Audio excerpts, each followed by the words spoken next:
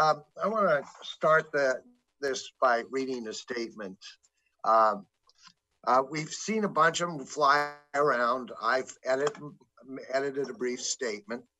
I think it's important after watching what's going on that something be said. And I'll ask you guys if you'd like to add or join me in my statement. I'm shocked and heartbroken by the murder of George Floyd and the numerous other Black men and women that have been murdered just because of the color of their skin. While I support the right to protest, I'm appalled by the destruction of private property that has played out nationally. I'm fearful that COVID-19 will lead to the death of many more because of these protests. I believe that our country must change because all Americans do not receive equal treatment. African Americans and other minorities should never have to live in fear simply because of the color of their skin. Being Black should not be a death sentence by the police or any other racist. Clackamas County has had its own issues with racial injustice in the past and recently. Demonstrations are starting to take place here in the county so that our residents' voices can be heard. I wholeheartedly support the freedom of speech and assembly. With that, I'd like to encourage you to read two things. First, an open, powerful letter to Portland General Community from the Coalition of Communities of Color. That's on their group's website.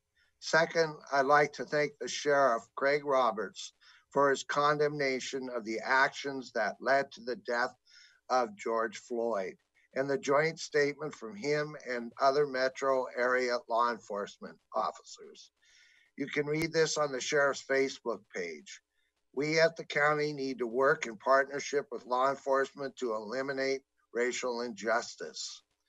That work starts within us all. Each individual has to do the difficult work of examining their own biases, surfacing them, and then deconstructing them. I look forward to working with the Coalition of Color in the days ahead on a recently approved study of Clackamas County to help us better understand the lived experience of our residents of different races, origin, and ethnicity. I would like to ask County Council to review Clackamas County laws and ordinance for express or implied bias so that the commission can make the necessary changes and ask the cities of Clackamas County to commit to do the same. Finally, that Clackamas County set as one of its priorities to facilitate changes of Oregon State statute to eliminate any and all biases. So thank you. Anybody like to add to that or agree or disagree?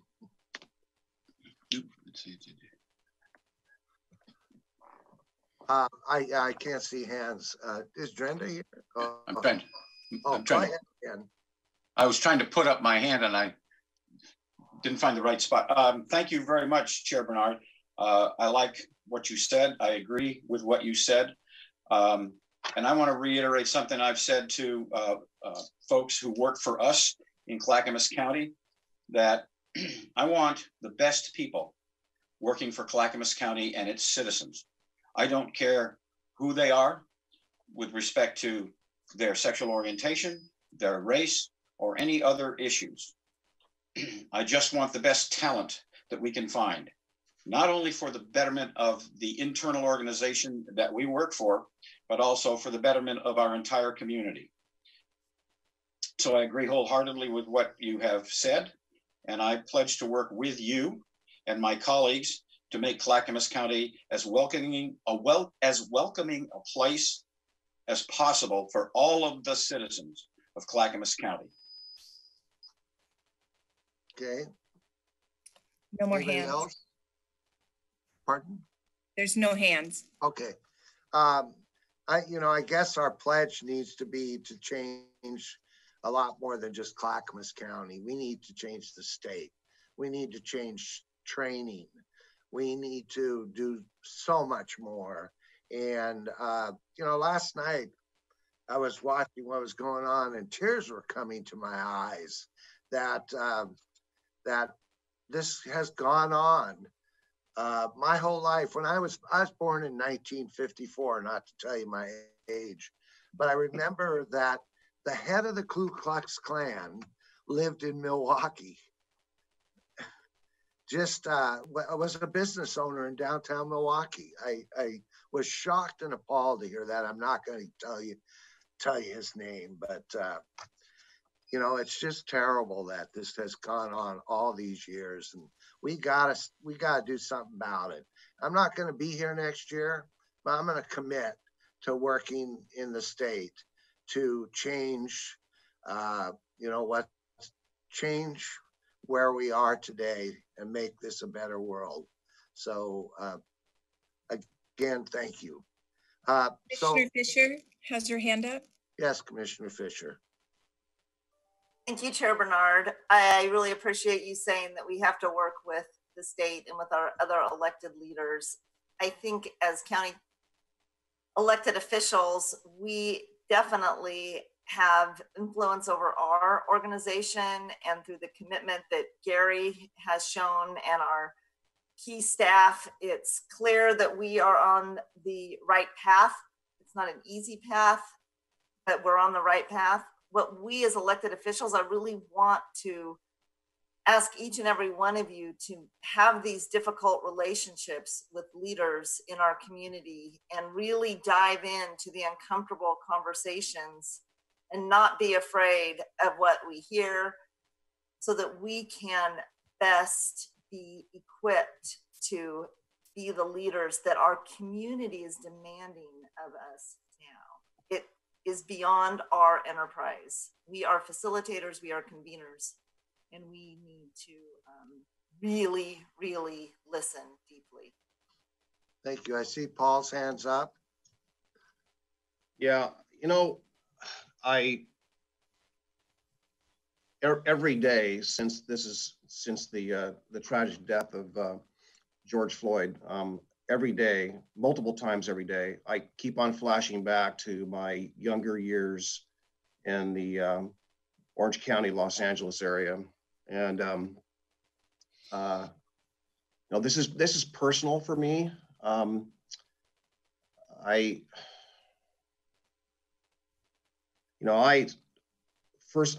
thing I want to clarify out of the gate is that I really respect all the good people in all the lines of work that are out there. No matter what line of work people are in, it just seems inevitable that there's maybe sometimes we learn about, in a very public way, about a bad actor in one particular line of work. So, we have to recognize, and I grew up with family that was in law enforcement, in the public justice system and so forth. That was my upbringing. And when I saw things happening on the streets, in my neighborhood, in my community of friends, in both those areas, in my workplace, and a lot of my friends were of different, they were communities of color. I had close relationships. So when I saw those injustices as a young kid, I spoke out. And that bothered my family members who were somewhat in denial of that. And so it created a lot of friction between my family and myself and my friends. And I tried to report what I could report. I tried to do what I could do. And it was very painful at times. And, I kind of mentioned this before. I had a friend of mine that was beat to death by 2 police officers. And should not be a reflection on people who are in law enforcement at all. It's just that 2 law enforcement officers that shouldn't have known what they did. And my friend was mistaken for someone who had robbed the store, and that was the talking point. Well, he was mistaken for someone. I go, well, even if he was the suspect who robbed the store, he did not deserve to die. He did not deserve to be beaten to death. And so I pointed this out to my family, and it created a lot of friction. Anyhow, just roll back, fast forward to Rodney King. And I remember when the Rodney King broke out, you know, the beauty about that was, not that any of this is good, not that there's beauty in any of this, but the highlight of that was it was caught on camera. So at the first time, I could say to my family, this is what I've been talking about. This is precisely what I've been talking about. This is what I've been seeing. And I felt somewhat vindicated with my family. Some people, not all of my family, but some members of my family, that this is the stuff I've been talking about. And we just have to realize that not only, it's not just about law enforcement, it's not necessarily about how people are treated, but what I've been trying to do here in this region in Clackamas County is pointing out that, you know, sometimes it's not just about law enforcement. I mean, it's about how it's everywhere we go. And when we talk about, that we want to make people's lives better, we want to make transit affordable, housing affordable, we make it more expensive. We got to realize that economics is what drives a lot of pain in communities. And sorry for the long-winded thing, but I'm gonna say it. I've said it over and over again. It seems to fall on deaf ears, but I feel like I'm back 30, 40 years ago, and I'm trying to point out something. You know, if we really care in our land, let's just take land use and transportation. If we really care, we would find a way to make their lives, our lives, communities' lives more affordable. Because if economically they can't survive and do as well as they should, then what do we really care? I mean, it's in a sense that that's where it starts. It starts with, you know, being able to clothe yourself. It starts with being able to have a good job, to afford your rent, and not be in economic despair. And when we make our metropolitan areas so expensive to live in, they are pushed, those communities, low-income communities, whether they're white, whether they're brown, whatever color people are, economic despair is not equality. And we should be mindful that how we make our worlds, our neighborhoods, our communities affordable and not impose upon what we think is better for them because we know better. And that's the part that pains me, because we don't know better. So when we went down as the regional body of JPAC to Los Angeles County here just a few years ago to learn about how successful they were on their transportation planning strategy, those communities came out. We had on the last day. So we had the business community, and we had communities of color, advocacy groups, locked arm in arm, telling us and telling Los Angeles County is that don't ruin our communities. Don't ruin our neighborhoods. Everywhere you go, you have made it unaffordable, and we get pushed out, and we get pushed out, and we get pushed out. It boils down to economics, folks. And we can talk it. We're white. We don't live it. But we have to realize that this is a greater problem, and government should be, as I always said, should be part of the solution. And we should be recognized that we need to keep people's communities and give the communities, leave the communities alone, or give them what they actually need, and not tell them what we think is that we know best and impose that upon them, because it creates economic hardship, and that's what drives people out in the streets. And we'd have to be mindful of that. Thank you. Martha? So I've been thinking a lot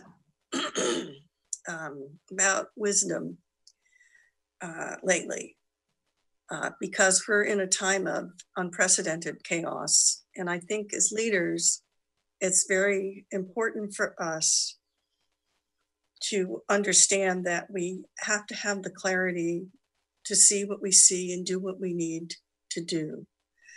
And Obama said, actually, in his Nobel, when he got the Nobel Peace Prize, he said, our sorrow can make us a better country. And I would say our sorrow will make us a better county, because this is a time of sorrow and grief, not just for our county, but for our colleagues and the nation at this time. And as I think about trying to be wise, and I'm by no means always wise, I try to be, there are two things that come to mind from my Benedictine tradition. It's very important now as leaders that we listen and tend with the ear of our heart. And it is now time for us to rise up from our sleep and to work diligently and quietly and peacefully in a very centered way, because we have to be the calm in the storm right now, but very centered way to work towards justice. Okay, and justice is what this is really about. And reconciliation and forgiveness is also what it's about as well. So as we move forward and as we accept, Jim, the words that you've spoken this morning, I see this as a call to wisdom, to calm, to resilience, to looking inside ourselves for our peace so we can spread that peace throughout the world. And I'm very lucky that I can be affiliated with the Benedictine community, where in the midst of the movement of the chaos, that it gives me a sense of peace and centeredness to know that there are people, for example, in Mount Angel, the sisters and the priests who every day, and the monks, who every day get up and pray for us out here in the world. And they pray for us to be good leaders and to be centered. So that's what I see moving forward. Do not give in to the chaos. All will be well in the end. But it's time to be the calm on the water, because that will lead us out of chaos. So thank you. Thank you.